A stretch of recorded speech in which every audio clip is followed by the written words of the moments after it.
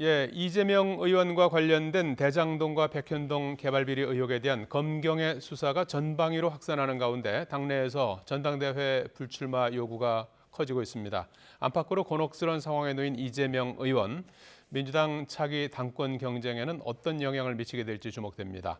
또 여당인 국민의힘 이준석 대표 징계를 둘러싸고 내홍이 확산하고 있습니다. 여야 내부의 갈등 상황과 함께 정치권 주요 소식 짚어보겠습니다.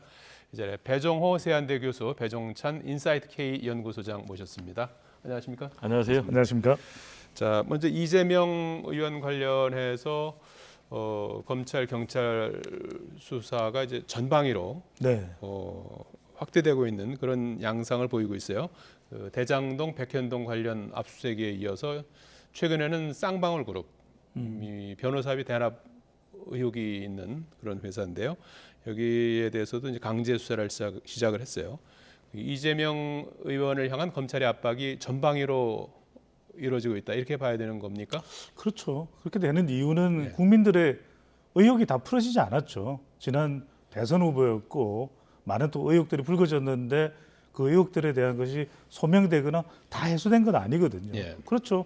정확하게 해소될 필요가 있는 것이죠. 그러니까 필요한 수사이고, 하지만 단지 이것이 정치 보복 방향으로 가서도 안 되는 일이고 예. 정치 보복으로 또 몰아가서도 안 될 일인 거죠. 예. 그러니까 정치 보복이 되지 않도록 말 그대로 수사로 또 공정성 있게 또 투명하게 이렇게 집행이 돼야 됩니다. 그리고 중요한 것은 이재명 의원이 뭐 당권 도전 최종 확정 여부는 아직까지 뭐 밝혀지지 않았지만 당권 도전 가능성이 높고, 지난 대선 후보이기도 했지만 앞으로도 민주당을 이끌어가고 또 차기 대권에 나올 가능성이 상당히 높지 않습니까? 그렇다면 이 의혹들은 해소해야 되겠죠. 하지만 중요한 것은 이게 정치 보복이냐 정치 보복이 아니냐는 종이 한 장 차일 수도 있습니다. 그런 만큼 투명성, 공정성, 균형성을 통해서 법으로 시작을 해서 법으로 끝이 나야 되겠죠. 네. 자, 지금 뭐 비슷한 질문이 되겠습니다만은 이재명 의원과 관련된 의혹이 뭐 대략 뭐 언론에서는 6가지라고 해요. 뭐 여러 가지 이제 뭐 대장동, 백현동, 뭐 법인카드 유용 뭐 이런 뭐 해서 6가지 모두 지금 강제 수사에 들어간 상황인 것 같은데요. 조금 전에도 언급이 있었습니다만 이제 여기에 대해서 이제 정치 보복이다 또 아니다, 이 정치권에서는 또 공방이 일어나고 있는데, 대선 후보를 지냈던 인물에 대한 전방위 수사, 여기에 대해서 어떻게 평가하십니까? 일단 뭐 정치 보복이다 아니다. 지금 여야 간의 논란이 굉장히 심각한데요. 예. 그 이유는 이제 역시 이제 이재명 의원에 대한 수사만 하는 것이 아니고 전 정권에 대한 수사까지 이루어지니까 예. 지금 이제 민주당, 야당에서 이제 강력하게 반발하고 있는 것 같습니다. 지금 이제 여권에서는 지금 이재명 의원에 대한 수사에 대해서 법대로 시스템에 의해서 수사를 할 뿐이다 라고 얘기를 하고 있지만은, 역시 이제 중요한 것은 수사의 형평성 아니겠습니까? 예. 근데 이재명 의원에 대해서는 지금 6가지, 뭐 선거법까지 하면 7가지입니다. 대대적인 지금 강제 수사를 펼치고 있습니다.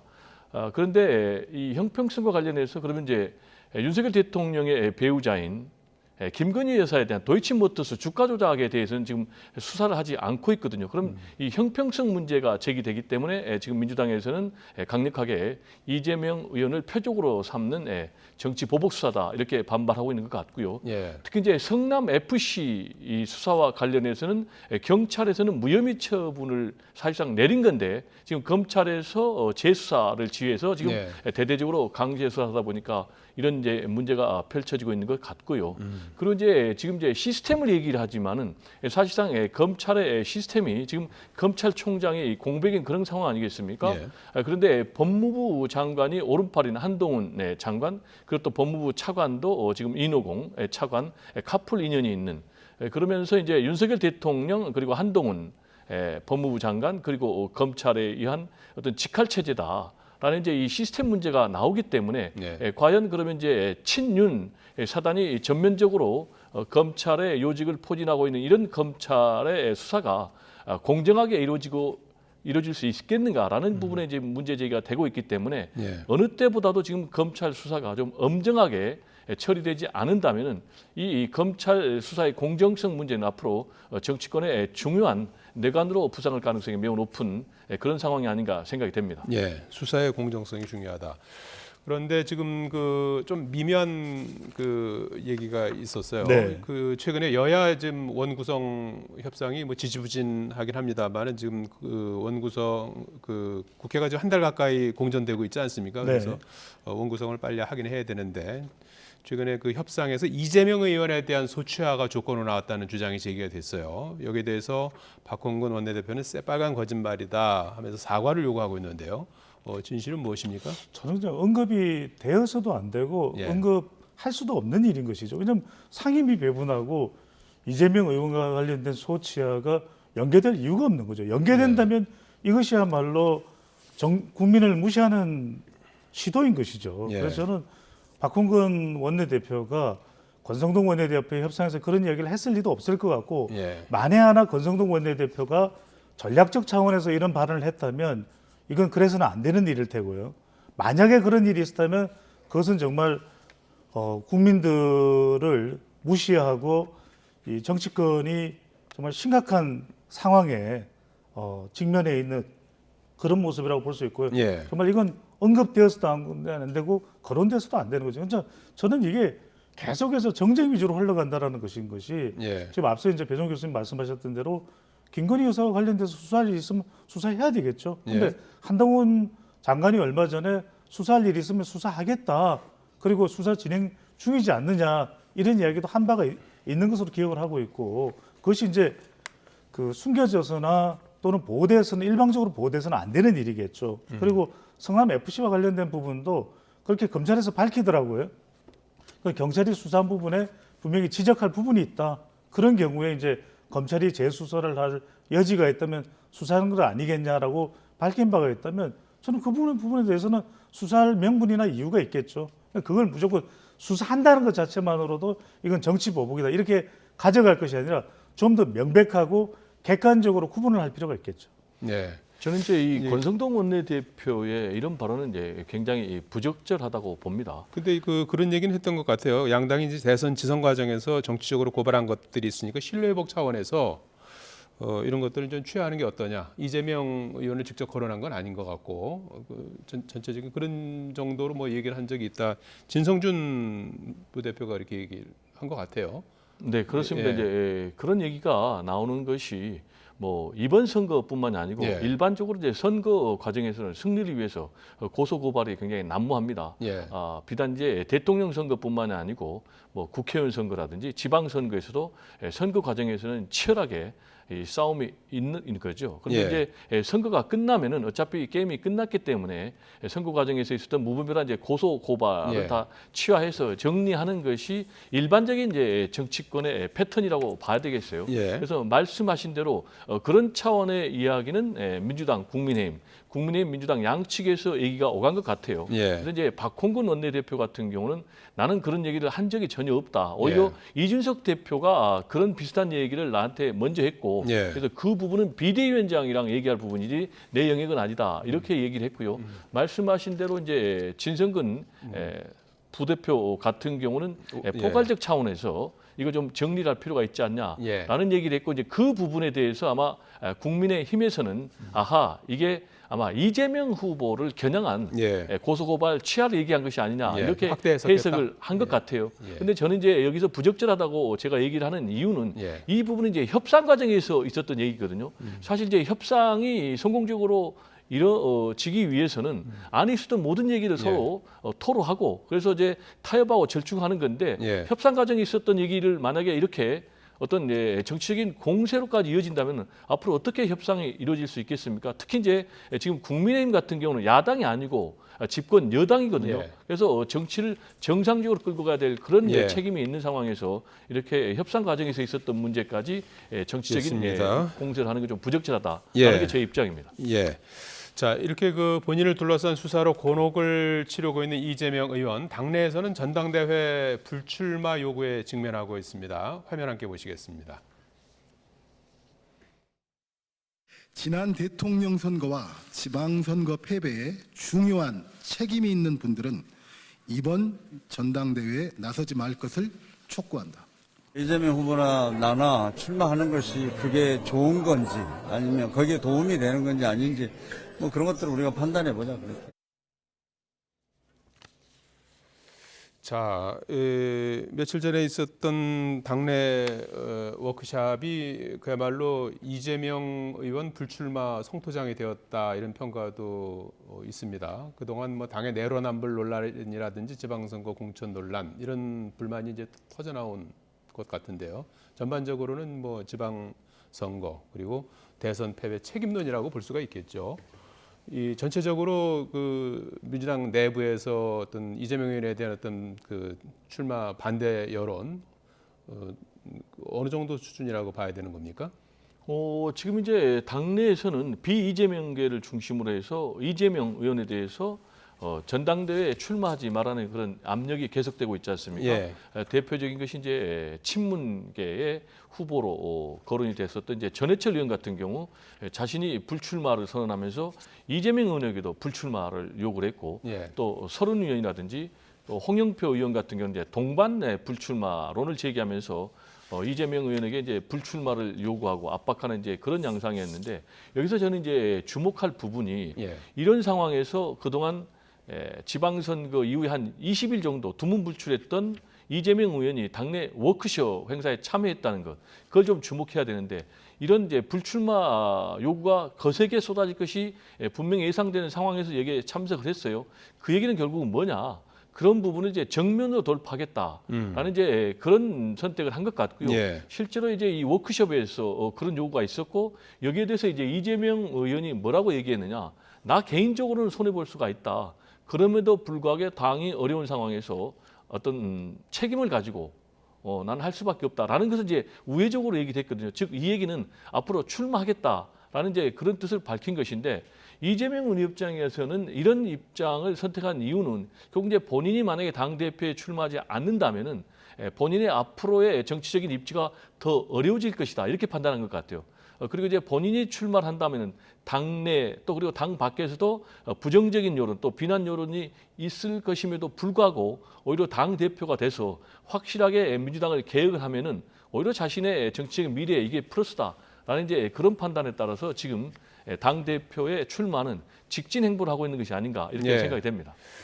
예, 서른 홍영표 의원도 이재명 의원을 향해서 동반 불출마를 제안하기도 했는데요. 이재명 의원은 본인을 향해 쏟아진 요구에 즉답은 피했습니다.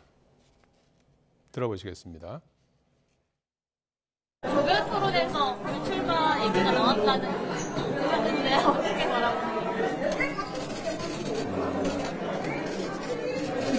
지금 경제가 매우 어려운 상황이고 국민들의 고통이 참으로 극심합니다.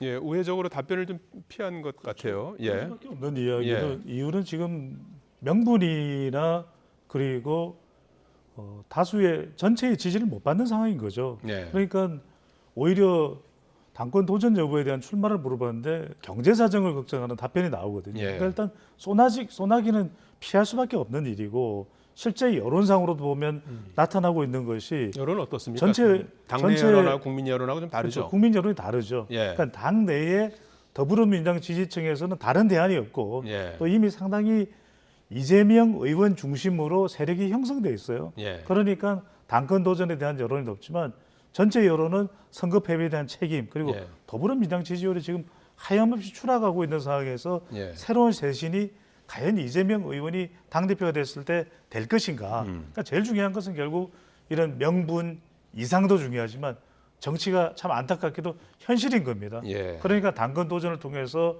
2024년에 공천권을 행사하고 2027년 대선에 도전하겠다라는 것이 이재명 의원과 이재명 의원을 둘러싼 이른바 친명 또 뭐 개딸 양아 이야기를 하고 있죠. 이러한 지지층들의 포석이라고 또 향후의 계획이라고 봐야 되겠죠. 예. 자, 지금 뭐 말씀하신 것처럼 이재명 의원이 출전하는 순간 뭐 결과는 뭐 이제 상당히 뭐 예상이 가능한 상황 아니겠습니까? 그럼에도 불구하고 전당대회 출마를 위해서 넘어야 될 산은 무엇일까요? 일단 제가 볼 때는 두 가지 산이 있는 것 같습니다. 예. 하나는 이제 당내 여론의 산을 극복을 해야죠. 아까 우리가 얘기했던 뭐 비이재명계 중심으로 계속해서 출마를 반대하는 그런 입장들이 나오고 있지 재선 의원 않습니까? 3분의 2도 반대 입장을 밝혔어요. 그렇습니다. 재선 의원들도 대체적으로 반대 입장을 밝혔고 그러나 예. 이제 이런 부분에 있어서는 이재명 의원은 큰 문제가 안 된다고 판단할 것 같아요. 왜냐하면은 아까도 여론조사를 좀 얘기를 했지만 KSOI 한국사회여론연구소를 보면은 민주당 지지층 성향의 응답자들은 전체 74%가 예. 이재명 전당대회에 출마해야 된다라는 어. 이제 그런 여론이 나오고 있거든요. 그리고 두 번째로는 과연 출마할 경우에 당선이 될 수 있겠는가라는 것과 관련해서는 지금 마땅한 대항마가 없기 때문에 예. 비이재명계가 똘똘 뭉쳐서 단일 대우를 형성한다고 해도 이변이 일어날 가능성이 없다. 예. 그래서 이 당내 여론의 부정적인 그런 산을 넘는 건 이제 이재명 의원은 큰 문제가 안 된다고 볼 것 같아요. 예. 역시 이제 중요한 것은 국민 여론의 산이 굉장히 중요합니다. 예. 이 부분과 관련해서 여론조사를 봤더니 KSOI입니다. 예. 적절하다는 39%. 부적절하다는 이제 53%. 그러니까 부적절하다가 적절하다보다는 한 14%포인트 높거든요. 그러니까 예. 당심과 미심 사이에 괴리가 있는 거죠. 그렇죠. 예. 그래서 이 부분을 극복하는 것이 지금 이재명 의원에게는 이제 큰 숙제로 남아 있는데 예. 그래서 이제 최근에 이재명 의원이 개혁의 딸들 그리고 양심의 아들들 만난 예. 자리에서 강조한 메시지가 뭐였냐. 당의 주인은 당원이다. 그리고 나라의 주인은 국민이다. 이 얘기는 당원들의 의사를 관찰하는 것이 중요하기 때문에 당원들이 자신에게 출마를 요구하면은 출마하겠다라는 이제 그런 입장인데요. 그럼에도 불구하고 이 당심과 민심의 괴리 부분을 앞으로 이재명 의원이 어떻게 극복하는 것인가는 상당한 숙제로 남아 있지 않을까 이렇게 생각이 됩니다. 예. 여기서 중요한 것은 그 이재명 의원이 이제 당권 도전을 한다면 넘어야 될 산은 두 가지 산이라고 봐야 되죠. 예. 뭐 우리가 가까이 있는 북한산, 도봉산 아니고요. 화합산과 비전산을 넘어야 됩니다. 그러니까 화합산, 당 대표가 비전산. 되는 것은 당신만 있으면 되겠죠. 지금 적극적인 지지층들이 이재명 의원 외에 대항마가 없고 대안이 없기 때문에 선택을 한다 하더라도 예. 그렇다고 해서 대권까지 갈 수 있는 것은 아니거든요. 직진하고 직행할 수 있는 건 아니다. 그래서 어떤 비교가 나오냐면 한나라당의 이해창과 비슷한 길을 걸어갈 수도 있다. 전철을 밟을 수도 있다. 이런 우려와 지적이 나오는 것이거든요. 그다음 중요한 것은 화합사는 뭐냐. 더 이상 개파 이야기가 나오면 안 돼요. 당권을 진다면은. 예. 그게 나오는 순간 이재명 당대표가 된다면 엄청난 타격이 될 테고 또 하나는 비전산입니다. 이미 우리는 대선 후보로서의 이재명 후보의 모습을 봤거든요. 그러면 예. 달라진 모습으로 어떻게 더불어민주당의 지지율을 견인할 거냐. 그러니까 새롭고 더 참신한 대선 후보로서의 모습으로 탈바꿈하는 것은 황골탈퇴하는 건 참 쉬운 일이 아니거든요. 예. 그래서 저는 두 가지. 하나는 화합산, 개파의 화합이죠. 하나는 비전산. 그러니까 본인의 모습을 뛰어넘는 어떤 국민적인 비전을 제시할 거냐. 왜? 민심을 얻어야 대권은 갈 수 있는 것이죠. 예. 그거는 출마 전에 그걸 갖다 보여줘야 되는 건가요? 저는 그걸 계속 보여야 된다고 봅니다. 예. 앞으로도. 자, 결국은 뭐 이제 새로운 리더십이 또 준비됐는가, 이재명 의원이 나오지 않는다 하더라도 이제 그 빈 공간을 메울 수 있는 준비가 됐는가 이제 하는 부분 아니겠습니까? 거기서 이제 거론되는 것이 이제 97세대, 90년대 학번 70년대생들을 이제 그 대안으로 거론이 되는데 대안 세력으로 충분히 감당할 수 있다고 보십니까? 애초에 좀 제기될 때는요. 예. 이재명 대항마로 좀 반짝 예. 뜨긴 했는데 지금 이제 상당 부분 굉장히 좀 소멸되는 그런 양상이에요. 예. 역시 이제 소멸되는 결정적인 이유는 생물학적인 나이만 가지고 과연 쇄신의 기수가 될 수 있을 것인가라는 이제 문제 제기가 나오고 있는 것 같아요. 예. 지금 이제 97 그룹이 부상하고 있는 것은 지금 586 용태론하고 좀 맞물려 있다고 봐야 돼요. 586 용태론은 결국 이제 586들의 공과를 함께 평가할 때 민주화에 기여한 586 세대들의 확실한 기여는 있었음에도 불구하고 그 이후에 586 그룹들이 결국 이제 정치적 기득권을 전략해가지고 이 부분에 대한 책임도 져야 되기 때문에 이제 586 용태론이 나오고 있는 것으로 봐야 되는데 지금 이제 97 그룹 기수론이 부상하기 위해서는 민주당의 대선 패배 그리고 지방선거 패배의 책임으로부터 자유로워야 되는데 오히려 이 책임으로부터 이 97 그룹도 자유로울 수가 없다. 그래서 쇄신의 주체가 되기보다는 일부는 쇄신의 대상이 돼야 된다라는 이제 그런 문제 제기가 하나 나오고요. 또 두 번째로는 역시 이제 쇄신의 기수가 되려면은 거기에 걸맞는 능력과 비전 이런 정책들을 제시할 수가 있어야 되는데 이런 부분 좀 상당히 부족하다. 그래서 결국 이제 찻잔 속의 태풍으로 끝날 가능성이 높아지고 있는 이런 상황. 예. 그러다 보니까 이번 8월 전당대회 때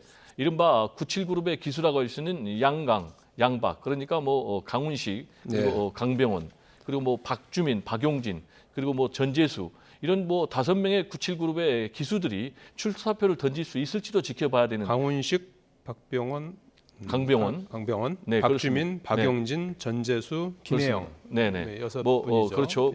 김영까지 할 수도 새로운 있고. 리더십 될 수 있을지 없을지는 또 국민들께서도 판단하실 수 있을 것 같고요. 근데 이제 제가 지금 말씀드린 것은 예. 지금 보면은 출사표를 던질 수 있을지 미지수고 그러다 보니까 오히려 86그룹의 김민석 의원이 오늘 지금 출사표를 그런 던진 상황이기 때문에 예. 앞으로 좀 이 97그룹들이 예.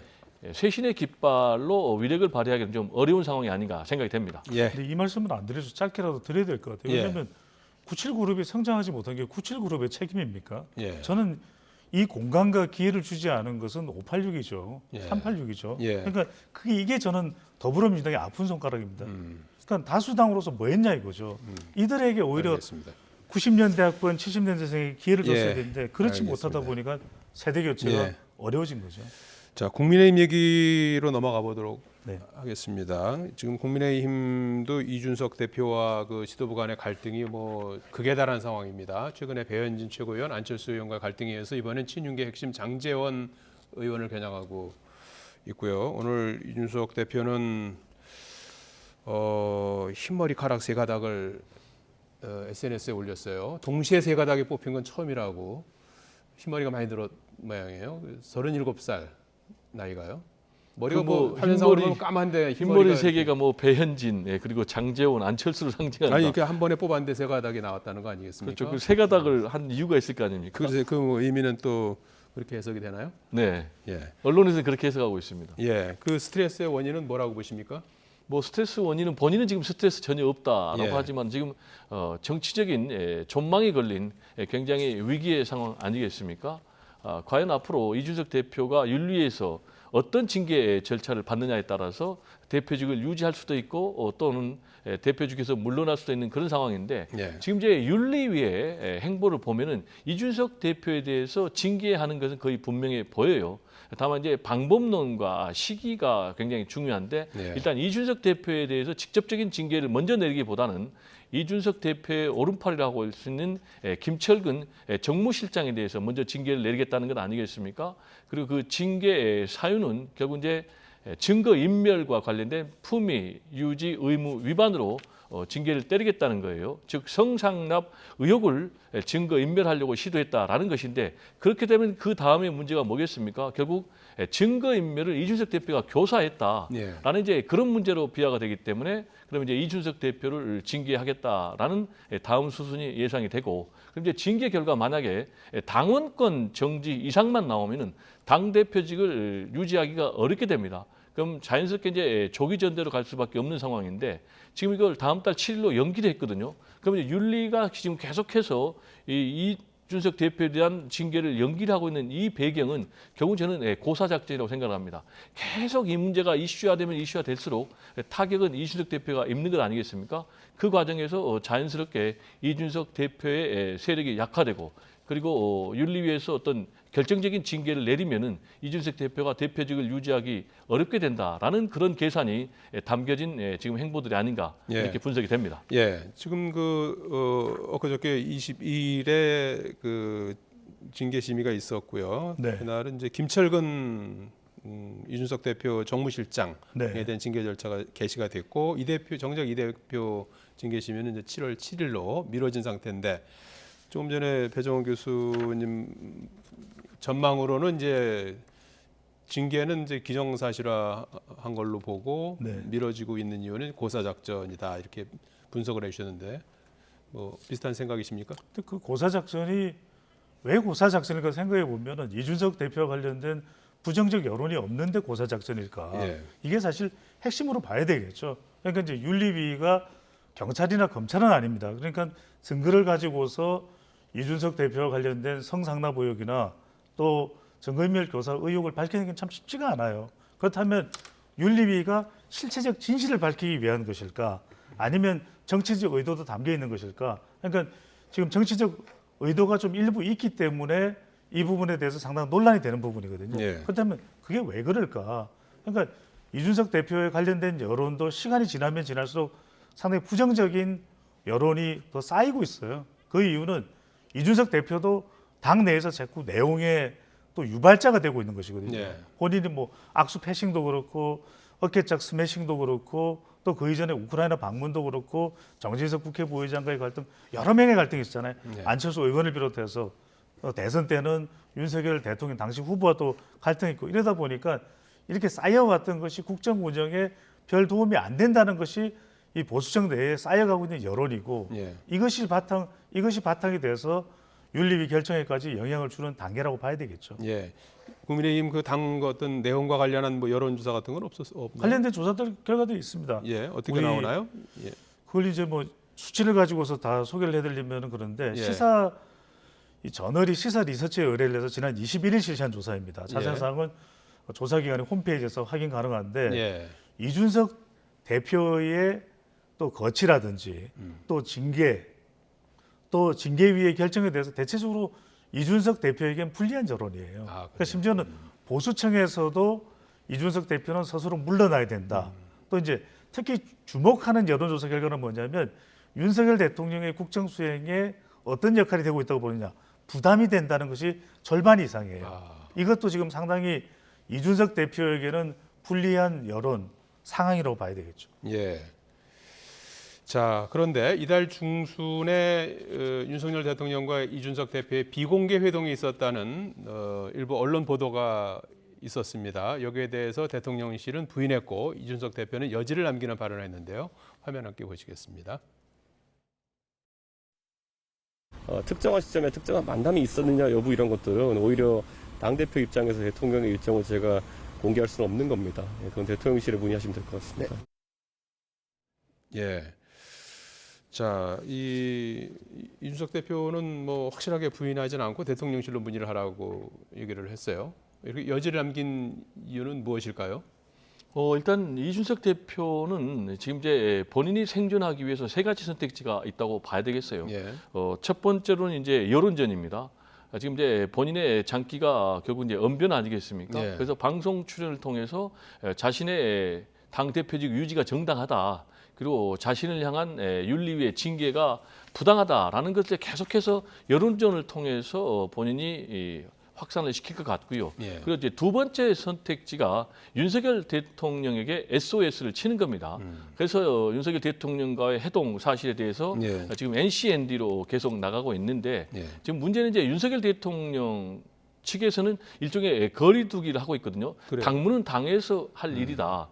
근데 여기서 이제 우리가 좀 유념해 봐야 될 것이 내일 윤 대통령이 출국하는데 거기에 이준석 대표가 나가지 않는 걸로 다른 일정을 좀 잡았다는 그런 그렇습니다. 보도가 그 있어요. 부분도 상당히 상징하는 바가 큰데요. 예. 역대 이제 집권당의 대표가 대통령이 출국을 하는데 거기에 배웅을 안 간 적이 별로 없거든요. 뭐 근데 나가기도 또, 하고 뭐 안 나가기도 하는데 그러나 이번엔 대체적으로 나가고 근데 첫 첫 순방이니까. 해외 순방이고 예, 그리고 예. 또 보도에 따르면 권성동 원내대표는 또 간다는 것 아니겠습니까? 뭐 갈지도 모른다 뭐 이건데 네. 아마도 뭐 갈 것 같기도 네, 하고요. 그렇다면은 상당히 여기에 시사하는 바가 많이 있는 거죠. 예.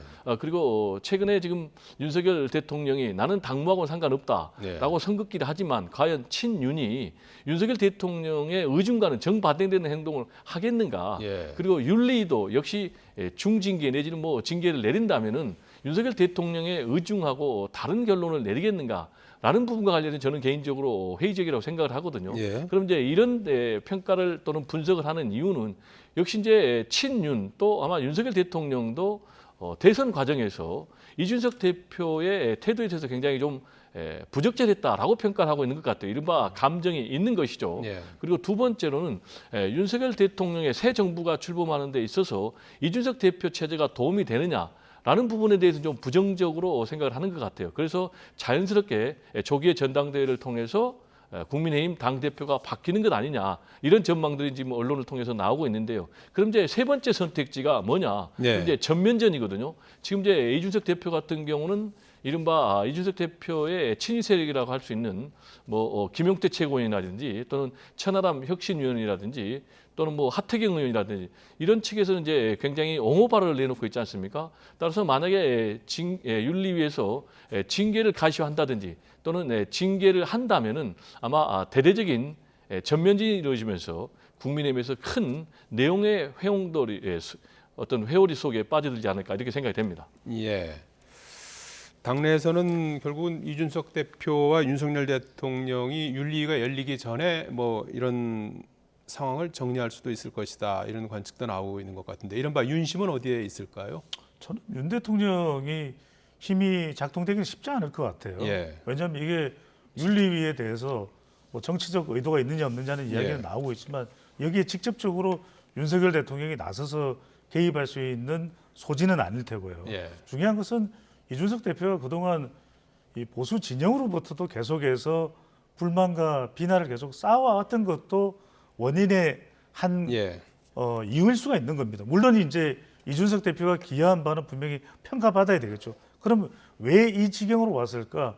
그것은 다분히 이 당내에서는 여러 가지 중요한 사안들이 있는데 자기 정치를 왜 하느냐라고 하는 부분, 우크라이나에 간 것을 둘러싸고도 충돌이 있었지 않습니까? 이러다 보니까 이준석 대표의 입지가 계속 당내에서 좁혀지고 있는 상황인데 이게 이제 윤리위와 맞물려 있는 것이겠죠. 예. 그렇다면 이준석 대표로서는 좀 더 정교한 정치력을 대선 직후에는 발휘할 필요가 있었겠죠.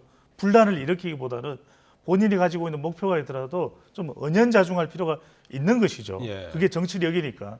그리고 또 하나는 본인과 관련된 윤리위의 이 심사 대상이 불거졌던 것이 지방선거 때였다면 그때 자기는 정치적 승부수를 던졌어야죠. 이렇게 계속해서 뭐 간장 몇 사발을 마시겠습니다라고 예. 해서 안철수 의원이나 장재원 의원을 겨냥할 필요 없이 나 그동안 당을 위해서 기여했는데 왜 나를 몰아내려고 하느냐.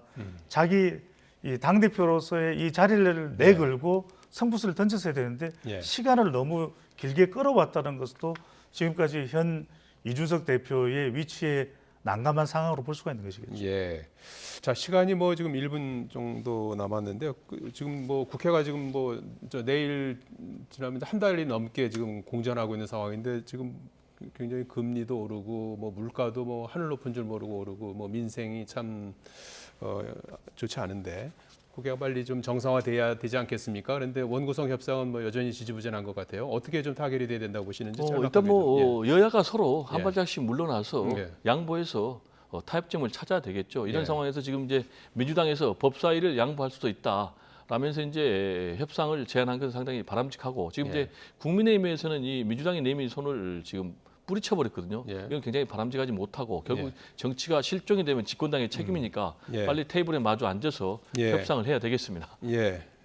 국회는 예. 정말 국회가 해야 될 일 잘했으면 좋겠어요. 예. 그러니까 원래 약속했으면은 법제사법위원장 가지고 이걸 다툼을 할 이유는 아닌 것 같고 사법개혁위원회야 따로 또 논의를 하면 될 것 같고요. 저는 예. 인사청문회도 못 하고 있거든요. 그냥 한 말씀만 드리고 싶은 게 예. 빨리 인사청문회부터 하십시오. 알겠습니다. 자, 우선 국회 원구성 협상을 좀 더 좀 이번 주엔 좀 지켜봐야 될 것 같고요. 전국 소식 배정호 세한대 교수, 배정찬 인사이트 K 연구소장과 말씀 나눠봤습니다. 고맙습니다. 네, 감사합니다. 감사합니다.